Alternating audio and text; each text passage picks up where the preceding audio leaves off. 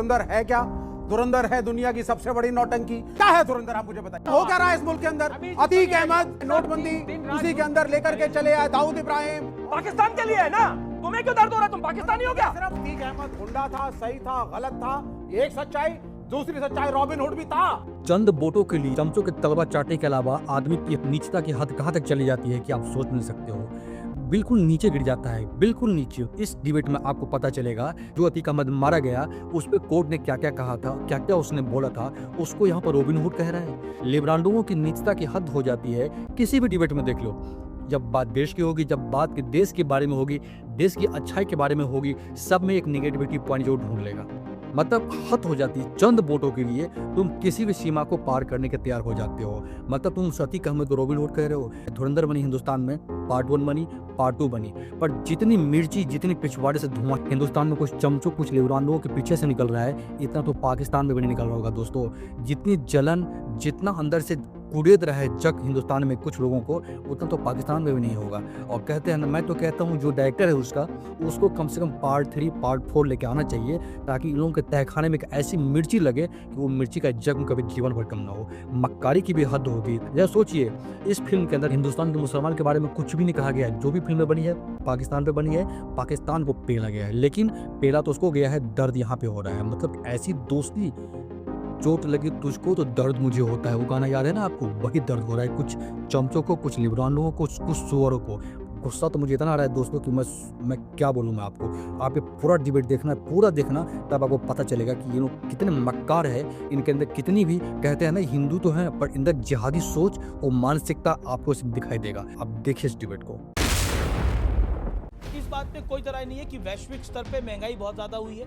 भारत में उसका इम्पैक्ट, ये आप भी एग्री करेंगे, नहीं आया है। बात तो सही है। क्या आपको लगता नहीं है ये एक वाकई धुरंधर वाली विदेश नीति है? देखिए, धुरंधर की विदेश नीति तो बिल्कुल धुरंधर वाली है। अब धुरंधर है क्या? धुरंधर है दुनिया की सबसे बड़ी नौटंकी। अच्छा, डाइवर्ट करो। जब फंस गए हो, मुंह छुपा रहे हो, तो डाइवर्ट करो एक पिक्चर। क्या है धुरंधर, आप मुझे बताइए। अभी बता है भाई। आप मतलब ये 150 करोड़ का देश ये कहता है we are big and brave, क्योंकि हमने, एक मिनट सर, एक मिनट, नहीं, आग लगी पड़ी है अंदर। सिर्फ एक ही मुल्क से होता है। मोदी साहब वही दिखाते हैं। धुरंधर 1, धुरंधर 2, आगे आएगी धुरंधर न्यू, उसमें हीरो बनेंगे आनंद रंगनाथन। 100 रुपए दे और 50 रुपए काट ओवर एक्टिंग के वजह। हमने पाकिस्तान को हरा दिया साहब। अरे व्हाट इज पाकिस्तान? आप अमेरिका के लिए कोई पिक्चर बनाइए, चीन की बनाइए, रूस की बनाइए, कुछ दिखाइए। भारत सुपर पावर है। आपसे 1/5 of your population is Pakistan, और धुरंधर दिखा करके आप क्या करना चाहते हैं? अब तो सच बोलते भोसड़ी के। नौटंकी पॉपुलेशन इज पाकिस्तान, नौटंकी बात डाइवर्ट कर रही है सरकार, डाइवर्ट कर रही है सरकार मूल मुद्दों से सारा फोकस डाइवर्ट कर रही है। आपका क्या कह रहा है कि जो धुरंधर फिल्म आई है ये सरकार डाइवर्जन कर रही है? बिल्कुल डाइवर्ट कर रही है साहब। सर एक सेकंड आपकी जानकारी के लिए, धुरंधर 1 किसने देखी है? हाथ खड़ा करे वो अपनी। काफी लोगों ने देखी है। और उस फिल्म को जब आप देखने के लिए गए थे तो उसमें सेकंड धुरंधर 2 की रिलीज डेट थी कि नहीं थी? यस, 19 दिसंबर 19 मार्च की डेट थी। आपने देखी थी? किसने देखी थी वो डेट? हाथ खड़ा करे जिसने देखी थी वो डेट। 19 मार्च की आपने देखी थी। क्या लिखा था उसमें? खड़े होकर बोलिए, क्या था वो release date? Final release date थी उसमें 19 मार्च की। 19 मार्च की। अब बताइए, जनवरी में पता था, दिसंबर में पता था कि युद्ध हो जाने वाला है? बताइए उस फिल्म में नोटबंदी, नहीं लगते जो हर चीज में मैं समझ नहीं पा रहा। जब से धुरंधर आई है तोते आप लोगों को क्यों उड़े? बिल्कुल, ये सब हो क्या रहा है इस मुल्क के अंदर? अतीक अहमद उसी के अंदर साहब लेकर के चले आए। नोटबंदी उसी के अंदर लेकर के चले आए। दाऊद इब्राहिम उसी के अंदर। अजीत डोभाल खड़े हुए हैं। एक सेकंड, ऑडियो डाउन। देखिए ये 1 by 1 शुभ। 1960s में एक एजेंट हुआ करता था इजराइल का, एली कोहेन। वो अपनी देश की सेवा में ऐसे ही दूसरे देशों में काम कर रहा था। सीरिया में और आसपास के 4 देशों में घुस गया था। वो वहां पर इस तरह का एजेंट था कि उसने आगे जाकर उसको एक डिप्टी डिफेंस मिनिस्टर बनाने वाले थे सीरिया वाले, लेकिन उनको लास्ट मोमेंट पर पता चल गया कि ये इजराइल का एजेंट है। उसको चौराहे पर लटका कर मारा। लेकिन उसकी वजह से क्या हुआ, 1965 में इजराइल जब वॉर में गया तो उसने गोलान हाइट्स की एग्जैक्ट लोकेशंस दी थी, और वो युद्ध मात्र 6 दिन चला। 5 कंट्रियों को हराया था इजराइल ने। सही बात। मेरे देश के कितने सारे हिंदुस्तानी देश के लिए जान देते हैं। कोई भी देश ना, उसकी जो नींव है उसमें सिर्फ जो शरीर है शहीदों के, उन पर वो देश खड़ा होता है। और इनकी बेशर्मी देखिए कि फिल्म बात करती है पाकिस्तान की है हिंदुस्तान से जोड़ के प्रोपेगेंडा प्रोपेगेंडा प्रोपेगेंडा। अरे बाप रे, ये तो धोती खोल रहा है। अरे किसके लिए है भाई? पाकिस्तान के लिए है ना। तुम्हें क्यों दर्द हो रहा है? तुम पाकिस्तानी हो क्या? मेरा प्रॉब्लम पता क्या है? मेरा बता पाकिस्तान से है। फिर वही बात मैंने पाकिस्तान बेंचमार्क है बोलने के लिए तैयार हूं। अभी 10 सेकंड बिल्कुल ना बोलने के लिए।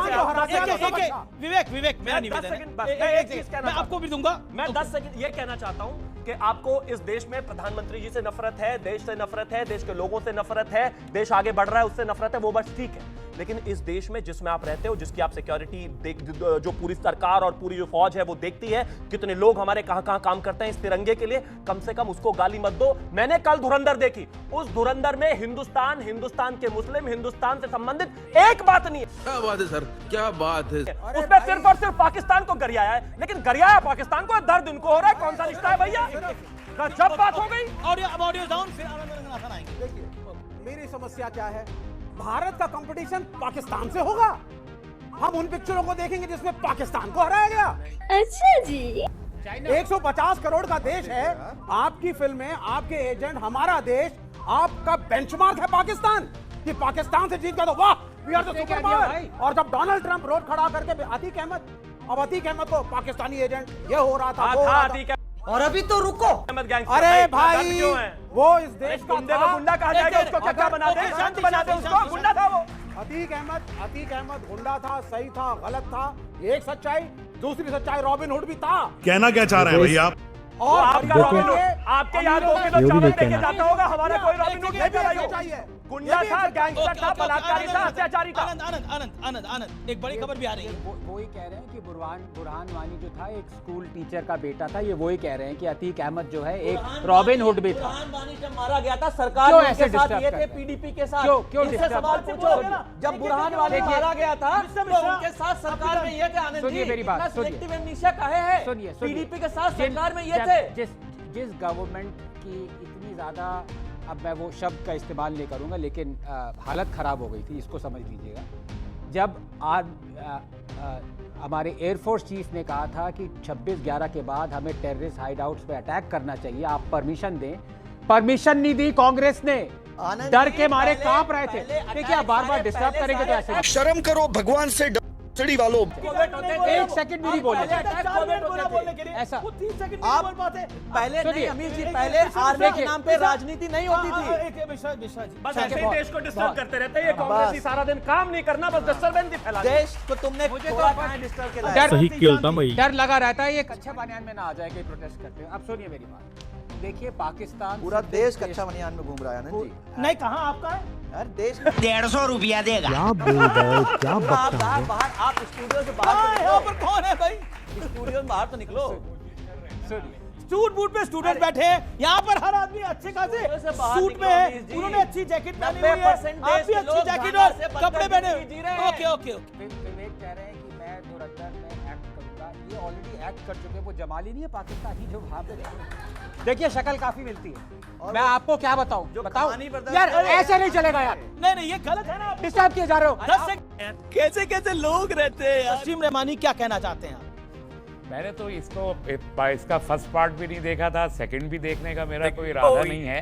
आप देख भी नहीं पाएंगे। एंटरटेनमेंट इंडस्ट्री, मैंने बहुत सारी इससे ज्यादा खराब फिल्में देखी हैं, बहुत सारी फाइलें ओके, देखी हैं रहमानी साहब की बात है। लेकिन मैं समझता हूँ एक एंटरटेनमेंट इंडस्ट्री इसको अपना काम कर रहे थे, नेगेटिव कर रही है, पॉजिटिव कर रही है, इतना इंपॉर्टेंस देके इनका कारोबार बढ़ाने की। लेकिन जिस अतीक अहमद को रॉबिन हुड कहा गया, उसके बारे में आप कुछ कहना चाहते हैं? नहीं, मैं अतीक अहमद और मुख्तार अंसारी और ये सब जितने भी माफिया वहाँ के थे, इनको बहुत पहले कंडेम कर चुका हूँ। मेरा पूरे वीडियोस मौजूद हैं कि मैं एक गुंडे को, एक बदमाश को मुसलमानों के लीडर की हैसियत। Good point. टेररिस्ट को बदमाश कह दिया, हमारे पास टेररिस्ट को बदमाश कह दिया। वो कानून, सुन लीजिए, एक मिनट, आज के टेररिस्ट को भारत में बदमाश कह रहे हैं। वो कानून का शांति एक सेकंड। इसको बगैर ट्रायल के एक्स्ट्रा जुडिशियस भी मारा गया, उसको मार रहा है, उसकी हत्या हुई है। जिसने मार जली ना, तेरी भी जली ना। वो इशारा भी उसके लिए मुजरिम है। कर्नल दानवीर, जिस अतीक अहमद को क्या बोला गया? Robin hood. क्या बोला गया था? क्या बोला आपने? Robin hood. अब रॉबिन हुड की थोड़ी बातें मैं बताता हूँ। रॉबिन हुड की बातें सुनिए, मैं आपको बता रहा हूं, बकायदा तो चार्जशीटेड मामला है। अतीक अहमद ने बताया, मेरे पास हथियारों की कोई कमी नहीं, मेरे पाकिस्तान की आईएसआई और आतंकी संगठन लश्कर तैयबा के साथ डायरेक्ट कनेक्शन है। पाकिस्तान से ड्रोन के जरिए पंजाब बॉर्डर पर हथियार ड्रॉप किए जाते हैं, लोकल कनेक्शन के साथ उसको एकत्रित किया जाता है, इकट्ठा करते हैं। जम्मू कश्मीर में आतंकियों को इसी खेप से हथियार मिलते हैं। ये अतीक अहमद के बारे में यूपी पुलिस की चार्जशीट है, जिसको रॉबिनहुड बताया गया यहाँ पर। और आप उस रॉबिनहुड को की आरती उतारिए उस रॉबिनहुड की।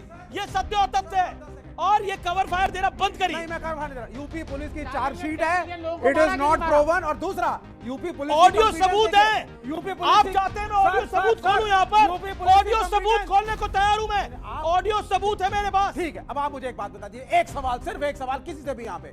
यूपी पुलिस की कंपिटेंस देखिए साहब, वो एक आदमी को पकड़ती है, कस्टडी में रखती है, जिसको सो कॉल्ड वरिष्ठ पत्रकार है, मैं कभी अमीश के खिलाफ नहीं बोलता, ये तथ्यों के साथ ही लाते हैं फैक्ट्स, जो कह रहे हैं साहब कश्मीर में और इसमें और आईएसआई में उसके लिंक्स। उस आदमी को लेकर के घूम रही है यूपी पुलिस, और दो लौंडे आए, मारी गोली, गो वेंट गॉन। क्या कहेंगे यूपी पुलिस को आप? क्या दर्शाता है ये भारत के बारे में? अभी आप रॉबिनहुड कह रहे थे, अब आप यूपी पुलिस में आ गए हो। वो लोकल गुंडा ना, कर्नल दानवी, वो लोकल गुंडा था। कर्नल दानवी अतीक अहमद रॉबिनहुड है। अरे क्या बात कर रहे हो यार आप। नहीं, आपको लगता है जो बोला गया है? आपको ऐसा लगता है कि मेरे को ऐसा लग सकता है? You support his encounter? आपको लगता है? killing, sir? Absolutely. I mean, anybody can go Absolutely. and shoot. Absolutely. मतलब कोई भी पब्लिक से जाओ, भाई पुलिस कस्टडी में मेरे को लगता है गोली चलाओ। उनका जैसे आप अपनी बात रखने के लिए फ्री है, वैसे वो फ्री है। सर, ये वकील बच्चे, इनसे पूछिए ना इस बात को। वकील बच्चों की बात नहीं है, पूछिए ना, आप लोग लॉयर हैं। एक मिलिट्री का रिटायर्ड कर्नल कह रहा है जो देश का विरोधी है उसको गोली लगनी चाहिए। अब क्या करें अब? अगर आपने पूरा डिबेट देखा होगा तो आपको आश्चर्य लगा होगा कि अतीक अहमद की तुलना रॉबिनहुड से कर दी। हद हो गई। मतलब वही वाली बात है ना जो कहा ना शिवम त्यागी ने, आप एग्जाम्पल दिया ना, मतलब कहते हो ना गुस्सा इतना आता है ना, किसी भी देशभक्त को गुस्सा आएगा, किसी भी हिंदुस्तानी को गुस्सा आएगा। ये फिल्म बनी है यार, फिल्म हमारे दुश्मन को पेला गया उस पर बनी है, एंजॉय करो। तुम वहाँ भी वोट बैंक ढूंढ रहे हो, तुम्हारी मक्कारी में जो दिख रहा है ना, मतलब मैं क्या बोल सकता हूँ, क्या रहे आपके मुझे कमेंट में बताइए।